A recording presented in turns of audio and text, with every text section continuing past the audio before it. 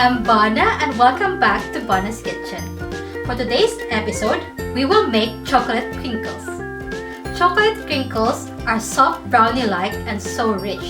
It's crispy in the outside and fudgy in the inside. Let's get baking.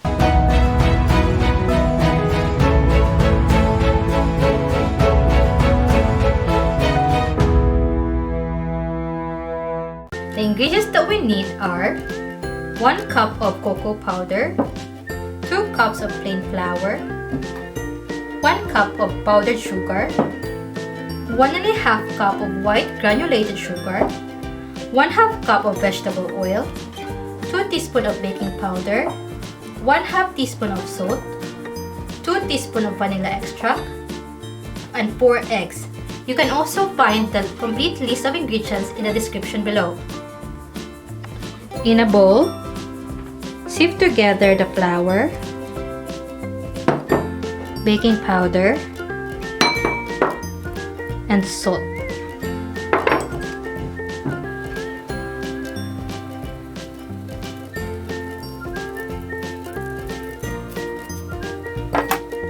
And whisk together.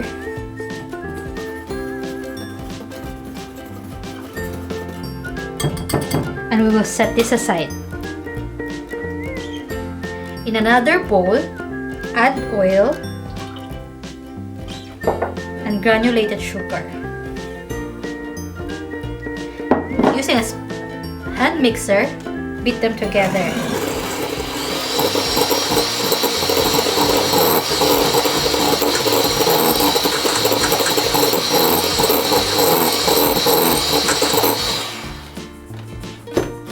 Occasionally, scrape the bowl and continue beating until they are combined.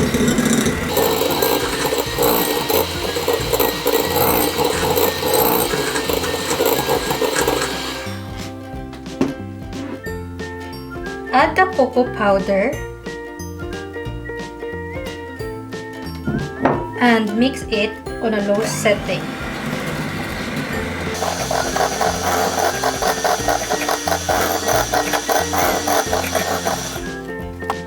Scraping the bowl halfway through.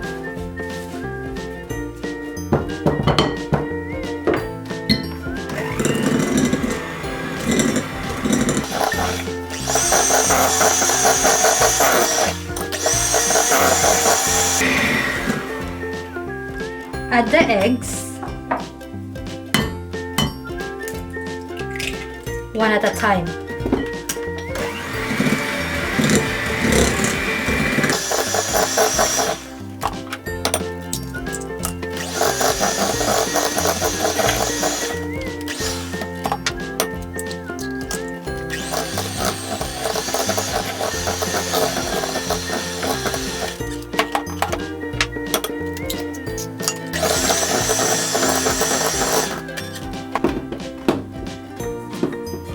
And add in the vanilla and continue mixing until well combined.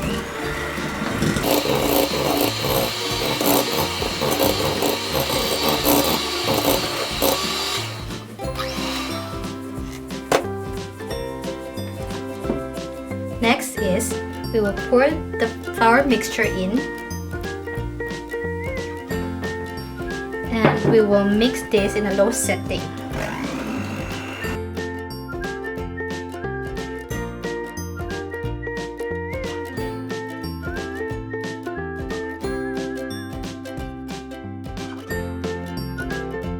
And we will occasionally scrape down the dough.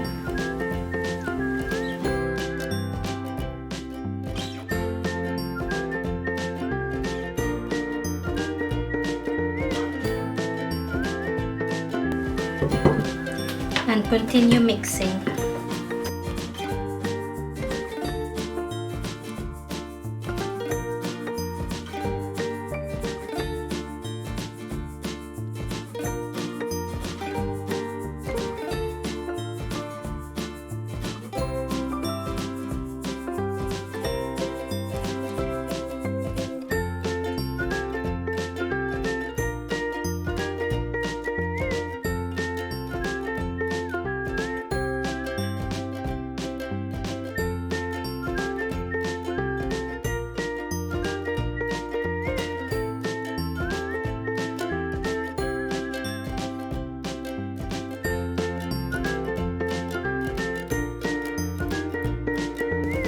I think our dough is already well combined. We will cover this with cling film.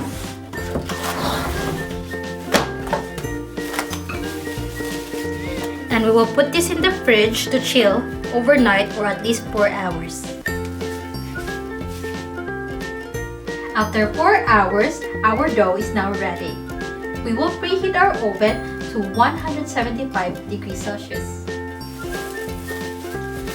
Using a small scoop or a tablespoon, scoop out the chilled dough and roll it into roughly 1-inch balls with your clean palms. And put it into a baking tray lined with parchment paper.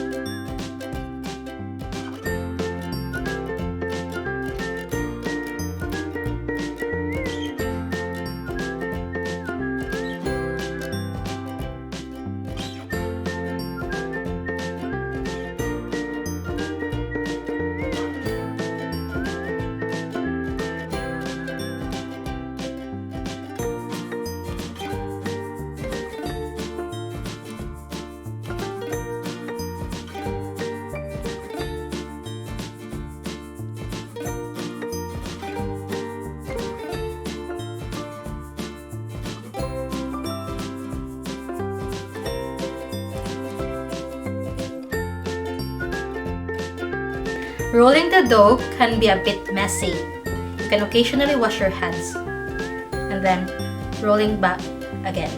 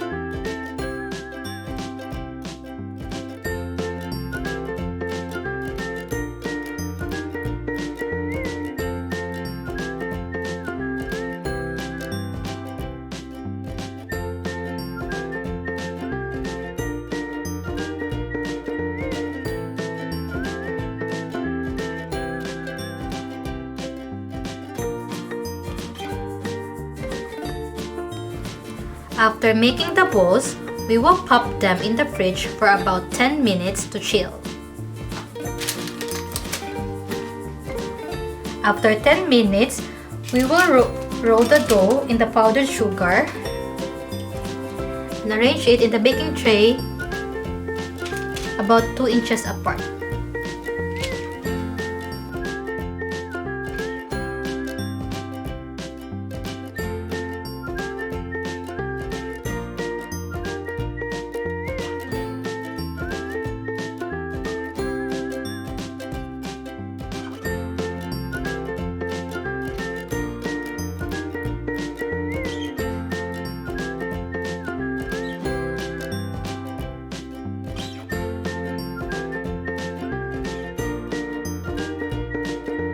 We will bake this for about 10 to 12 minutes, but I usually bake my chocolate crinkles for about 11 minutes. The cookies' edges will be set, but the center will finish baking out of the oven. While waiting for our first batch of crinkles to bake, we will put the remaining balls back in the fridge to chill. And here's our finished product! Look how perfect that is! It's time to try!